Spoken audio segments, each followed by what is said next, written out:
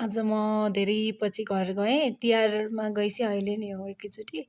अनि बाबा लिन आउनुभएको थियो। मजा आयो हावा चिसो बाइकमा चिसो हावा खाँदै अनि सरररररर इन्द्रावतीको हावा अनि चाउचाउ भोक लागेर फेरि मलाई त्यति बेला चाउचाउ खाँदै बाटो अलिकति चाहिँ अफ थियो अनि त्यो चिसो हावाले हान्दै कपाल उडाउँदै र मजा गर्दै घर गइयो आज।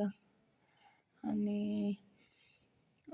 पुराना घरहरू चाहिँ अलिअलि बाँकी छन् नत्र सबै भूकम्पले भत्किसकेका छन्। अलिअलि चाहिँ बाँकी छ तर बाटो सबै पिच छ हाम्रो गाउँमा। हाम्रो घर जाने बाटो म चाहिँ बाइकमै निदाइसकेको थिएँ कि एक दिलहरू त यो मेरो घर आइपुग्यो, घर पुग्यो, घरबाट देखिने भ्यू साह्रै राम्रो छ भ्यू। ठ्याक्कै कति साँझ पर्न लागेको थियो पुग्दा। बाबालाई चाहिँ दाँत दुही दुही लिन जानुभएको पुरै सुन्ने गाला पर्ने भोकभोक्ती। अनि त्यसपछि घर पुगेँ अनि घरबाट देखिने भ्यू फुलै फुल छ मेरो घरमा।